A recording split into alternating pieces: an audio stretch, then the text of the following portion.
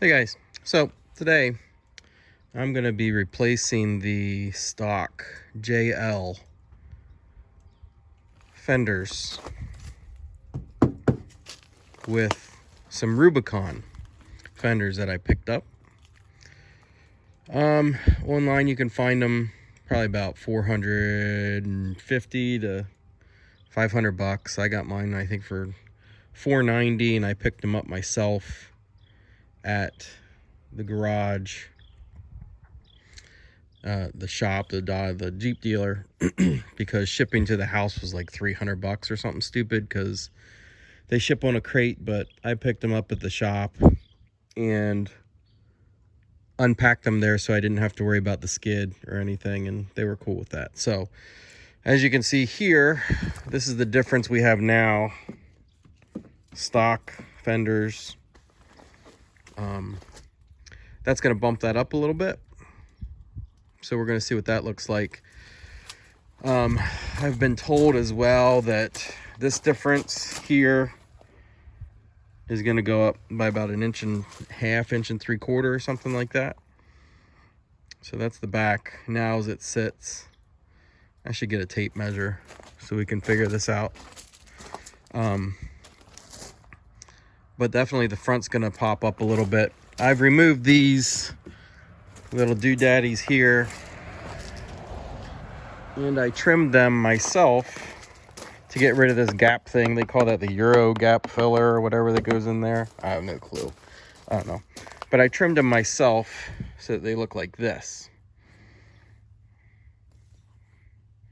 So I'm going to put that back in there whenever I'm all said and done, for some, you know, keep the back of this thing protected, the fog lights protected. I think it'll give it a little bit more finished look. Again, it's not something I need to do, but I think it'll look a little bit better. Sorry, my camera sucks. My camera working sucks, whatever.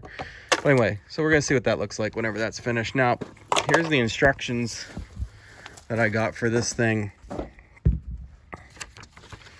It tells you the tools you need here. I had to buy that rivet tool because I don't have a poly rivet tool. But we'll see how this goes. I will post some videos as we go through this.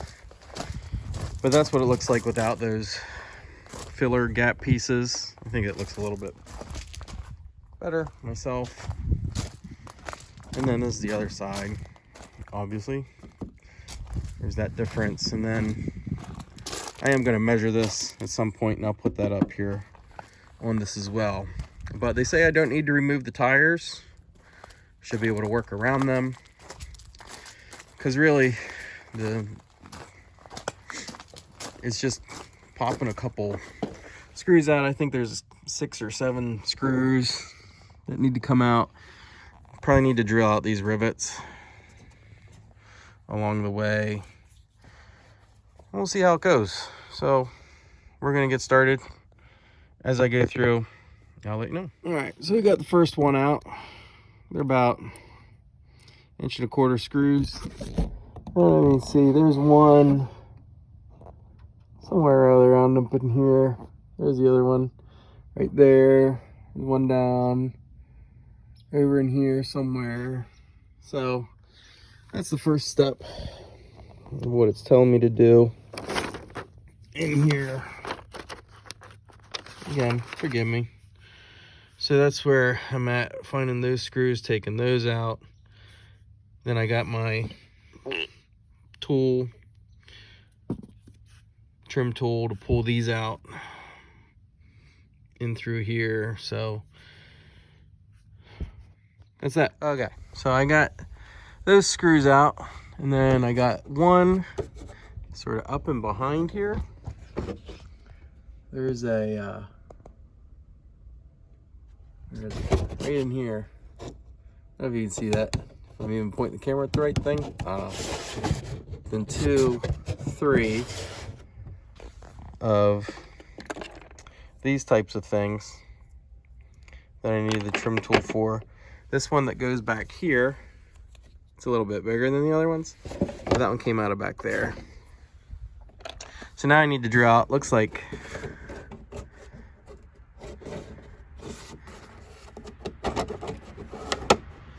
just a couple of these rivets, just 4 of them back here, then this inner fender should come out. Then I can get up in behind this and get those white clips out. If you see that white clip, there's 13 of those on each side I gotta get out.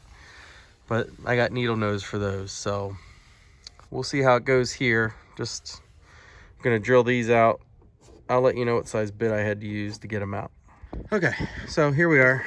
Drilled these 4 rivets out. 1, 2, 3, 4, because that was holding onto this thing. And here is the inner fender that just came out.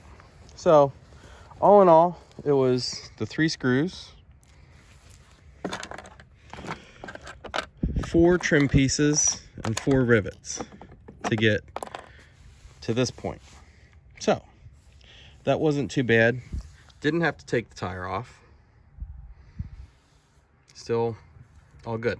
Now, these clips, you got to get behind them with a pair of needle nose pliers because they have like a push pin, or you have to compress them so it'll pop out. So the instructions here are a little wrong. I think they missed a rivet because there's a rivet here, here, here, and here. They only say 3, but it's definitely 4. These were taken out, and that was it. And it came right out as the instructions say. So now over here you can see these are the kinds of connectors those are, and you got to get up in there with, again, needle nose pliers and pop those out, and then the fender itself should come off. Okay, so here we are. Drilled these 4 rivets out. 1, 2, 3, 4, because that was holding onto this thing. And here is the inner fender that just came out. So all in all, it was the 3 screws, 4 trim pieces, and 4 rivets to get to this point. So that wasn't too bad. Didn't have to take the tire off. Still all good. Now, these clips, you got to get behind them with a pair of needle nose pliers because they have like a push pin, or you have to compress them so it'll pop out. So the instructions here are a little wrong. I think they missed a rivet because there's a rivet here, here, here, and here. They only say 3, but it's definitely 4. These were taken out, and that was it. And it came right out as the instructions say. So now over here you can see these are the kinds of connectors those are, and you got to get up in there with, again, needle nose pliers and pop those out, and then the fender itself should come off. Okay, so I ended up removing the wheel because getting to these little guys behind here was going to be a little bit more difficult with the wheel on. So I called the feed on that one. Even though in the pictures they still show that the wheel is on. However, life is easier when you work smarter, not harder. So I'm gonna get those clips out of there and see where I'm at, and we'll go from there. I will let you know, but I think definitely taking the wheel off is the way to go. And also I realized that taking this rivet out wasn't necessary because it's attached to this structure here. So I have an extra clip laying around. I can put that one back in, or an extra rivet. So just these 3, and I used a 1/8 drill bit to drill those out, and then the little trim tool just to pop that head off. So that's where I'm at right now. Okay, so I got all of them out. It wasn't really that hard. This one down here in the back, now this is the front right side of my Jeep, as you can see. If you look down in here, get the angle right, you have this one right here, and then there's another guy back there. You can sort of see him poking his head through that sheet metal there a little bit. that one in the back. So you have this one and that one in the back. Well, the son of a gun to get to. So what I ended up doing was taking my handy dandy little pry bar, and I put it back in there because you can reach back in there, and then I just sort of jiggled it so that the clips would come loose. Then after that, it was all cake. I did find that there's 2 more bolts that I had missed. One's here, so this is looking at the Jeep here. This one and this one I had not taken out. So those are 10 mil heads, same size as the other ones that you took out.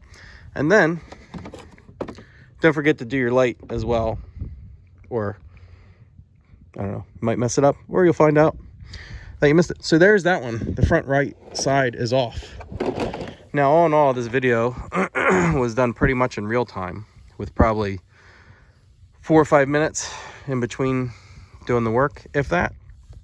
So it really didn't take that long to get that off. Now, if I wouldn't have been shooting the video here, it probably would have taken maybe 10 minutes of figuring out what I needed to do. So now I'm going to get the new one and put the new one on, and then we're going to look at the difference and see what happens. I'm also going to put these plates on just for my own sake. Okay, so there it is. It's back on. I didn't put the bolts on yet, but we can look at the difference here. There's just some rust or dirt or whatever, but you can definitely see that that gap is gone. Ah, shit. Oh no, that's grease. Thought I cut myself. Anyway, that gap is gone. And looking at the side profile here, this was definitely raised as well. And we can tell. I'll put my fist here as a measurer. Now this is looking straight in. There's a good 2 inches of clearance there. I come over here to this side, it is right about even. And we'll look at this fender flare here on the driver's side, and it is, there's your 2 inches that you're getting. So definitely raises that a lot, and that's going to look a lot better. Now this is a stock JL Sport that obviously I've done a couple little things to, wheels, tires, but that's the front fender flares. So I'm going to get this side button back up. I'm going to do the other side, then I'm going to go to the back, and then we'll see what we run into the back. So we'll jump to the back here in a second. Okay, just to follow up, rivets are back in. These 3 things are back in. Actually 4. Screw 1, 2, 3 are back in. These little guys are back in. So that's it. It took no time to get this new fender installed. It really was harder getting the old one off than getting the new one on. So all in all, there's 5 screws. The 2 that go up here that I had missed the first time, 1, 2, and 3. And then these, the rivets, 3 rivets, 1, 2, 3, 4, 5, 6 little push, I don't know what else to call them, these types of connectors. They're super easy. It's really easy to do. Even if you're not mechanically inclined, I think this is a pretty easy change to your Jeep. Reason why I'm doing is because I didn't want to put a new lift on it yet, because I just got it in August, 3 months ago, and I'm going to sort of let this suspension ride for a little bit. But doing this gives me more travel with my bigger tires upward. I don't know if it's needed, but I think it looks pretty cool, and can't wait to see it whenever it's all wrapped up. Okay, so here we go. Here's the back. Right side. Front's done. I did the other side of the front. So I'm gonna do this side now. I'm taking the wheel off first because this looks a little tighter to even try and get that off without taking the wheel off. So just seeing how things line up now with this. I think this is probably gonna change. That's about 1 inch right now. I'm gonna say an inch. My thumb's about an inch. I have my little level here. We can check that. So we'll check it level off that and see where we're at with that. So right there, that's about an inch and a little to the door here. Looks like it's about an inch, something like that. So we'll see how that changes, if it changes. And going down, let me see where we're at. So we'll see what happens with that. I'm gonna pop this wheel off and we'll see the inside fender. Okay, and we're back. So in here we have 1, 2,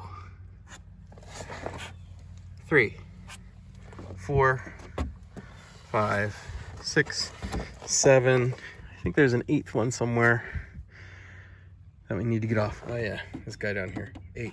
So we have 1, 2, that one up there, 4, 5, 6, 7, 8, something like that, maybe.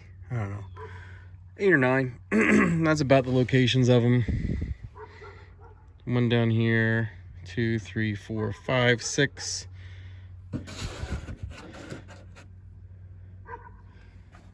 7, 8. So there's 8. All right, pull up my little nifty tool here. These are probably all gonna break. Huh, maybe not. Prove me wrong. But these can just come out.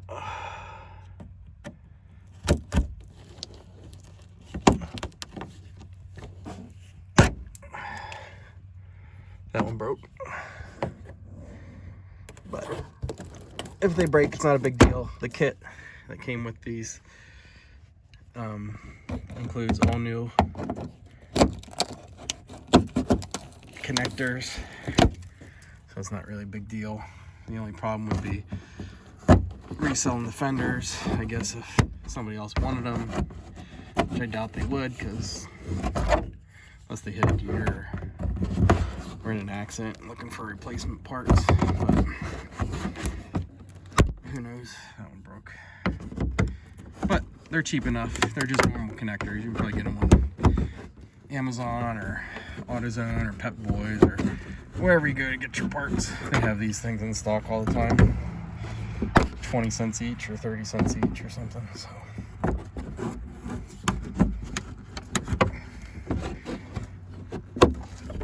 sorry, camera work sucks. And then that one.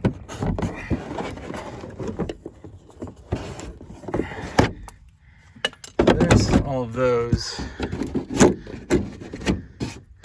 I gotta drill out these rivets. There's 6 of them. You do not need to drill that one, and you do not need to drill that one because the fender is not connected to that. So just these 1, 2, 3, 4, 5, 6, which everybody knows how to drill out rivets, I hope. Or if not, I guess you'll learn on the fly if you're doing this. Again, using a 1/8 bit.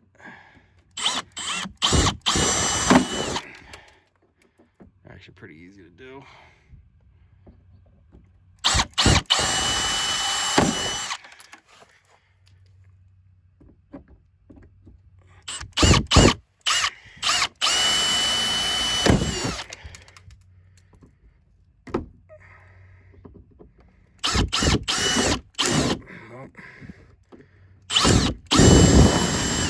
That's not good. There we go. All right, so this fender, I'm gonna pop these rivets off.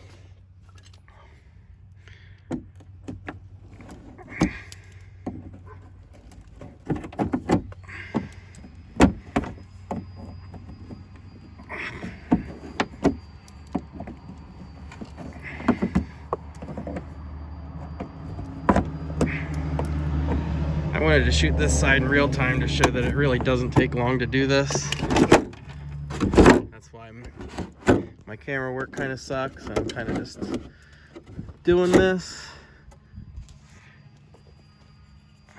But at least you can get a sense of, and these are the ones that broke. They're holding that up. Sorry, it's my fat finger in the way. All right, so this comes out like that.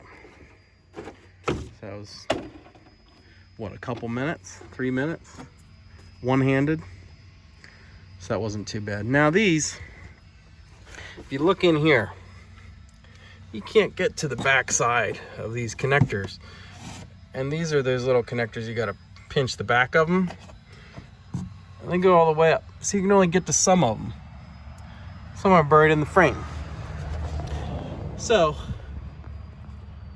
my thought process is here to get to the ones I can, and the other ones are just gonna have to break. Because that's about the only way I know how to get this thing off. And there are no screws in the back. It's all these little rivets and these little push connectors. So it's kind of interesting how they did the back of these. So I can't get to these back here. I can't get to them from the top. This one and this one. I can get to that one and that one. And can't get to that one. Can't get to that one, or that one. Now what I can do is take my little fancy tool here, and for these up here, the ones I can get to are this one, and that works, right? That'll let me get to that thing, if you see that. And like this one, what do you do? I don't want to scratch my paint. So, after researching this online, it's been told the best bet is just to pull on them, and they will break.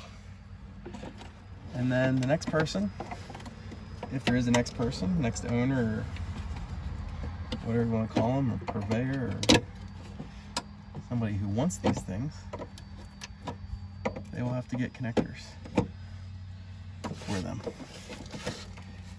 which they can get them from Dodge dealer, or Jeep dealer, or Amazon, Pet Boy, whatever your flavor of auto parts store.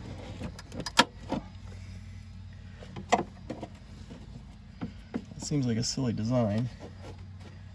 They can't get these things loose.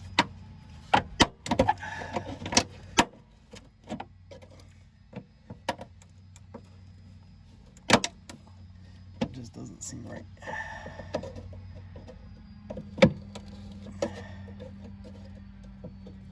So, sorry you're not really seeing much.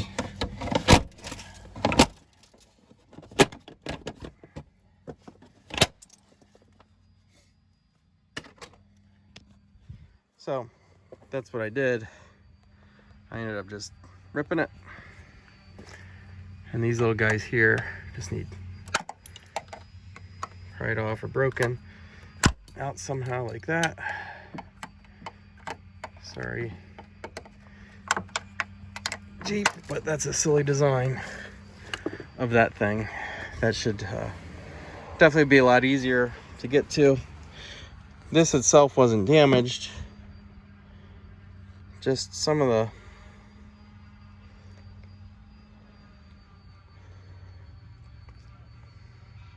connector things broke, but oh well, that's how that goes. So I'll go get the new one.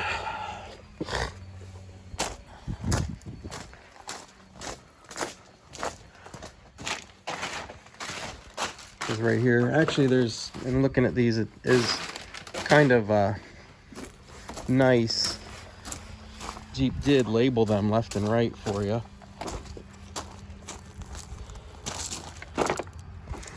this says right hand.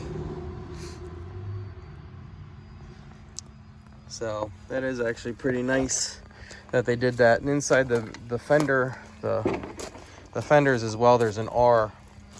You can see that, an R and an L. So I'm gonna do this one-handed because this is actually pretty easy to do.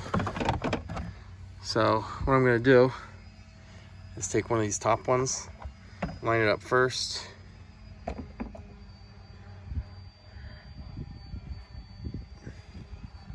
And then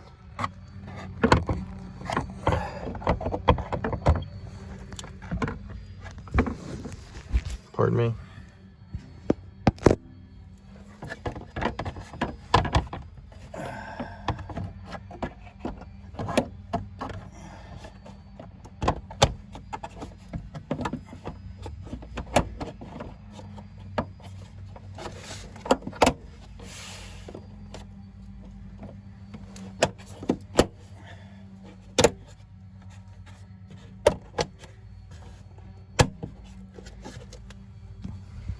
That's it. That's installed. That's all there was to that. So this one's the one. We can take our measurement here quick, see if anything changed. I don't know if anything changed or not. Oh yeah, I think there's about an extra ½ inch there. This is definitely different, you can tell for sure. So that's about an extra, I don't know, ½ inch there. I didn't do the top measurement, I should have. Oh well. But that's that. I'm gonna put this fender in and that's about it. So we'll see what it looks like. Actually, I didn't want to stop the camera. I want to keep it going so we can do this live. Let me go grab the new rear panel or inner liner or whatever we want to call it. It's a new one. This is the part number for that one, 682997172 AC wheel liner Rubicon right rear. So I'm not sure how easy these are to put in. It may need to put the camera down as well.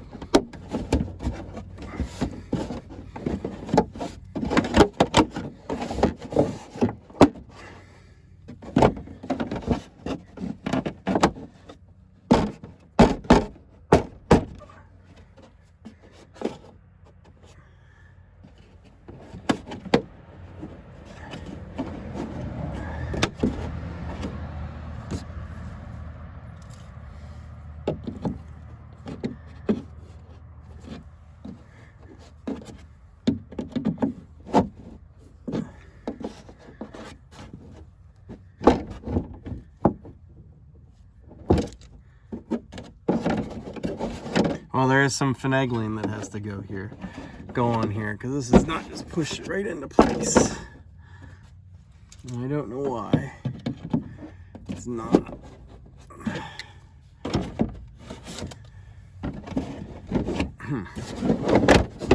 Let's start over.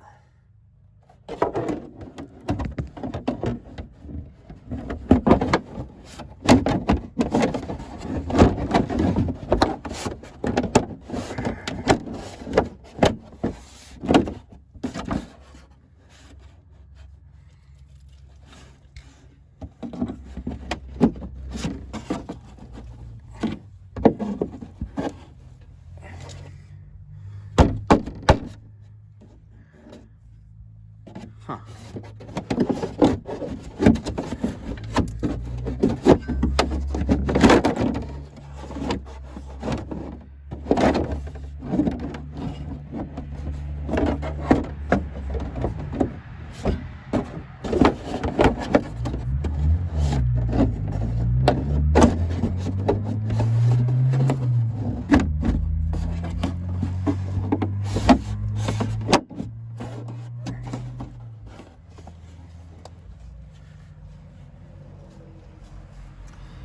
Well, I don't know what's going on with this thing.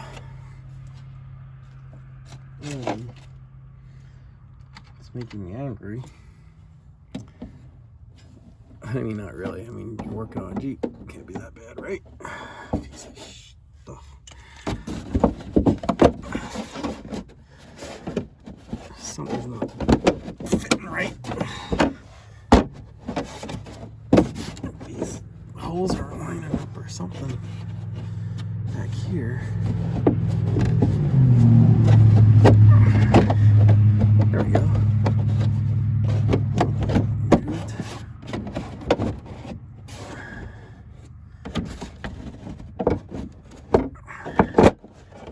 Well, that was easy. I guess once you get pissed off enough, do what you want. Now the holes line up. All right. So that took a couple minutes, longer than I thought. But now I'm going to take these little mushroom connectors, or I don't know what's going on my screen. These little guys.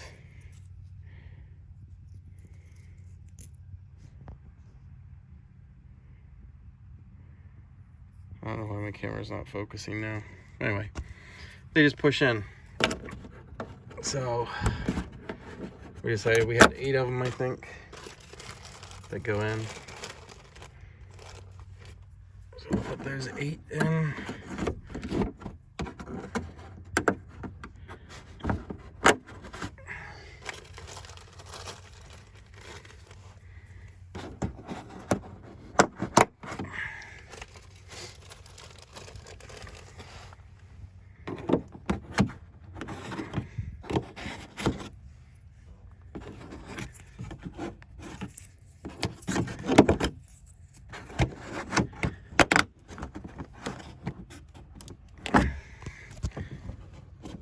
This flaps around a little bit. That's weird.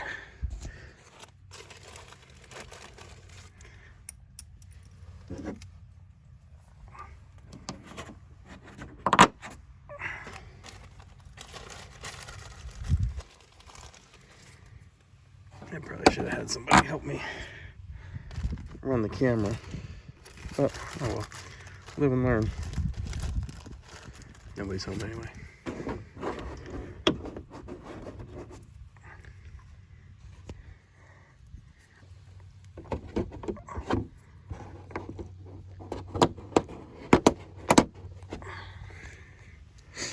Yeah, I got one more of these. Goes down here. Count them then. 1, 2, 3, 4, 5, 6, 7, 8. I don't know if those are. I'm guessing that's good. Now I got to do these rivets, which if I've ever done these plastic rivets, they're really easy to do. This is the poly tool I was talking about earlier. I had to go buy. this thing.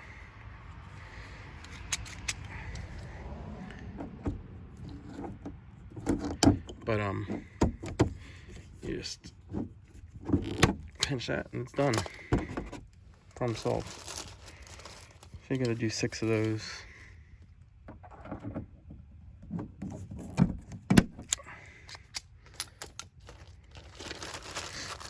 But this is one-handed, and I'm, again, sorry for the camera work.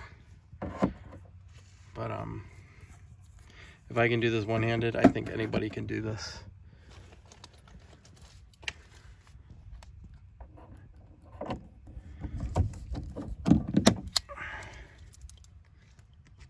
With both their hands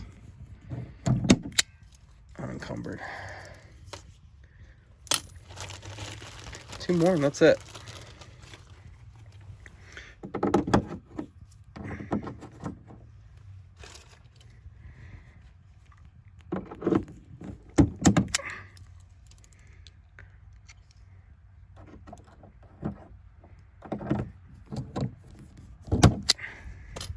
Now, something I didn't do whenever I picked it up from the dealer, there's some scratches here, blemishes from shipping. I'm not too worried about that because it's gonna get scratches on it anyway. These just, I guess, were a jump start. But I did the other side previously, so we can see what that looks like with the wheel on. Definitely looks different. Definitely gives me a lot more travel there. This is the other side as I did as well. So it definitely looks better. And you can see my trimmed pieces. I said I was gonna put those in. Again, those were those weird looking things that had filled this gap here, but I just trimmed them down. And if I would have taken my time, you can sort of see how that looks a little rough there. I'll probably pull this off at some point and go over that with like a Dremel or something. But, and the reason I put those back in was just to protect the back end of the back side of the lights. Just a cap there, put that on. So I'm gonna put this wheel on, give you a final walk around, and that's it. So that took, I don't know, 10 minutes with one hand, 8 minutes with one hand to put on. So that's not too bad. 4 minutes to take it off with one hand, 8 minutes to put it on with one hand. So I'm sure it can be a lot faster otherwise.